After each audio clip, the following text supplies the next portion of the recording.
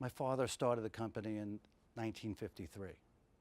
He was a tool and die maker, and I kind of grew up in the family business, helping out over the summers and pretty much running milling machines and doing mold making and other things of that nature. We grew into a small plastic manufacturing company, and I went off to college up in Rochester, New York, the University of Rochester, chemical and mechanical engineer.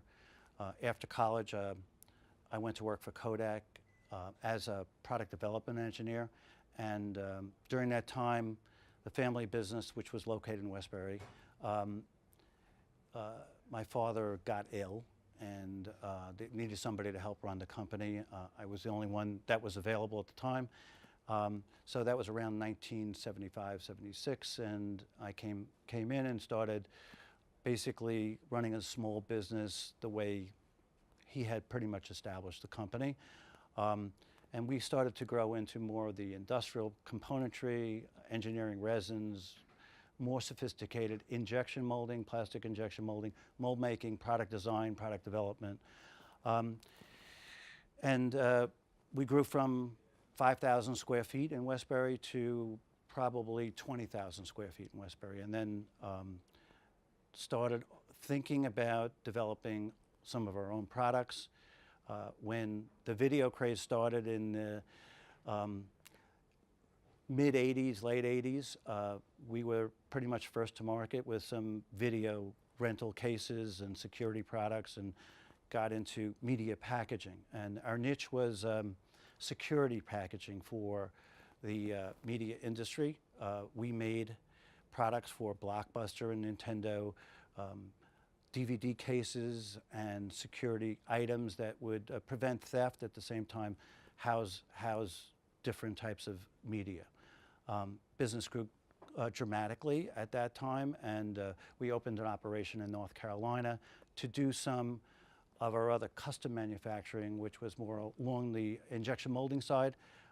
We did things like LED lighting for exit signs and emergency lighting, and products that served the local geographic area in North Carolina, but still along the same lines of what we were doing in New York, which was plastic injection molding, mold making, and engineering. So we had the operation in North Carolina for 16 years. During that period of time, the operation down there transitioned to more of our media packaging hub, because we bought one of our competitors, a company called Nextback, that came along with a lot of equipment. We didn't have room in New York to put that equipment in place, so we added square footage in North Carolina, so we grew to probably 20,000 square feet in North Carolina. We had about 40,000 in Westbury at the time, and the North Carolina operation was our media packaging facility. In Westbury, we were doing more of our custom manufacturing, injection molding, and traditional work. When Sandy hit, we were without power for 2 weeks. It happened to be that we were extremely busy in New York. Our New York operations were running pretty much full out. That 2-week down period of time caused tremendous stress in the operation, where it took us almost 9 months to make up our backlog. So basically more and more work was coming in, and we were busier and busier. And the opposite was happening down in our North Carolina facility. The entertainment packaging business, physical media, was actually shrinking as digital downloading was becoming more pervasive. So we were running our North Carolina facility at maybe 30% capacity, whereas in New York, we were running 7 days a week, 24 hours a day, and we still couldn't keep up with our manufacturing requirements. So it became apparent that we needed to do something to resolve the backlog in New York, and it seemed like moving to North Carolina and reinforcing that operation would be the logical step. Obviously, the costs to do business down there are lower, and its facilitation of growth is easier down there, more space, lower cost space, lower taxes, etc. So we made the decision that we're going to reinforce that operation in North Carolina.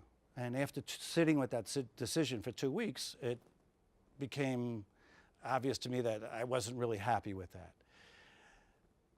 The value of our company is really based in our people. And we have a collection of people in New York, engineers, managers, employees that have been with us for 15, 20, some employees as much as 40 years, that were dedicated and hardworking and very creative. As the entertainment packaging division started to decline, we knew we needed another proprietary product line to offset the degradation in that business. It seemed natural for us to grow into the lighting business, the LED lighting business, because we had done that for lots of other large manufacturing companies, and a lot of our employees had experience in lighting and in solid state controls and electronics. We've been packaging a lot of electronics over many years. So opportunities came for us to develop a line of products for LED lighting, and these were niche products that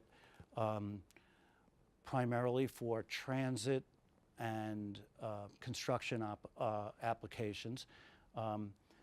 We found an area where the low-cost foreign competition wouldn't impact us, and the companies like GE and Sylvania and Philips, which were making more of the commodity type of products, also we wouldn't want to go into those markets. So we found something that fit nicely in between those two marketplaces in the transit, healthcare, and construction lighting business. The issues that had developed were that we were going to move down there. Didn't make a lot of sense because the value in our people were up here. This is where we grew up. Our families are here, and the sense of community was really important in terms of our company values. So we were thinking about moving to a new facility on Long Island, something larger in size that could handle the equipment we had down in North Carolina, handle the increased workload that we were expecting, and also provide a basis so we can grow our lighting business. So we started looking for a suitable building in Nassau County. There really wasn't anything of the size and the standalone features that would give us the identity that we were looking for, and the basic structure, loading docks, high ceilings, some quality location, and independence that we were looking for, and at a more reasonable rate. We know we needed to buy something because we were going to put a lot of capital in to build out a facility. So to buy a building in Nassau County of that fit those requirements, it really didn't exist. We looked for a month or two in Nassau. We wanted to stay closer to where most of the people had been working, but it seemed obvious that there was nothing around. So we started looking in Suffolk and came across this building on Motor Parkway here, and it seemed to fit all the criteria of what we wanted in terms of location. It was a little bit bigger in size than we wanted, had a higher tax rate than we kind of expected, but the basic facility satisfied most of our needs. It needed an extensive amount of work to put it into a condition that would make it productive for us. So we went forward and bought the building at I think a pretty good value. We knew about the incentives that either Nassau County was going to offer us and Suffolk County. So we knew there were incentives out there. We didn't know necessarily how to go about getting them, so we hired basically a consultant to help us work with Suffolk County, and they basically described the programs that were available. So we got a real estate tax abatement offered to us. We got sales tax incentive offered to us that during the construction period, whatever we put into the building, we wouldn't have to pay sales tax on. And we got introduced to several other New York State programs like Recharge New York and the Empire State Development Program that would offer us grants based on us hiring people.